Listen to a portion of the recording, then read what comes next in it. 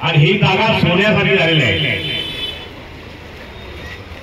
ज्यावेळेला ही जागा डेव्हलप करायची असेल तर जो त्या ठिकाणी विकासक असतो, डेव्हलपर असतो, बिल्डर असतो, तो सगळ्यांचा NH2 बनवतो, एक यादी बनवतो, कशी बिल्डिंग बनवणार, आपल्याला किती एरिया देणार आहे,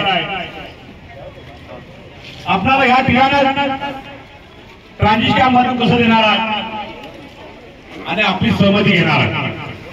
परंतु धारावी ज्या ठिकाणी अदानी डेव्हलप करत आहेत, एक लक्षात घ्या, धारावीकरांना आम्ही स्पष्टपणे सांगू इच्छितोय की धारावी डेव्हलप करण्यासाठी आमचा कुठल्याही प्रकारचा विरोध नाही आहे। धारावी डेव्हलप झाली पाहिजे, आम्हाला चांगल्या घरामध्ये गेलं पाहिजे, आमची त्या ठिकाणी लहान मुलं बागायला खेळली पाहिजे, गार्डन पाहिजे। पण आमचा एक विषय आहे की अंबानीला आणि जे मोठे असतील त्या देशातले जे राजकारण करते त्यांच्या ह्या सहकार्याने ह्या ठिकाणी अदानी डेव्हलप करत आहे। आम्हाला अदानीला एक सांगणं आहे की डेव्हलप करत असाल तर कृपया आपली प्रूफ द्या।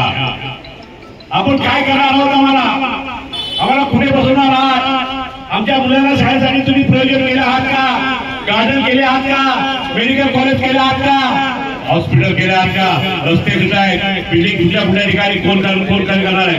मग मी सायन्स स्टेशनला राहतो, जर मला तिकडे माहीमला किंवा शाहू नगर टाकलं तरी जाणार आहे का? आपल्या लोकांना जबरदस्ती आपली NOC घ्यायची आणि आपल्याला जर मुलुंडला दंबी गावाला टाकलं तर बच्चर जातीचा त्या ठिकाणी राहू शकत नाही। आपल्याला एक सांगितलं, लल्लूबाई कंपाऊंड मध्ये आपली धारावीची लोक राहायला आहेत। माहीम रेल्वे स्टेशनच्या बाजूला सगळ्या झोपडे थोड्या तिकडे पडले, त्या लोकांना अक्षरशः टीव्ही झाले। तुम्हाला खरोखर बघायला जाऊन तुम्ही लल्लूबाई कंपाऊंड मध्ये जाऊन पाहत काही लोकांची हालत झालेली आहे, कोर्टाने ताशाने बोलले त्यांना चांगल्या ठिकाणी त्याचं आरोग्य धोक्याचं आहे, त्यांना तुम्ही ट्रान्सफर ताबडतोब करा, त्यावेळेला सरकारला जागा दिली तर ती परिस्थिती आपल्या लोकांची झाली पाहिजे।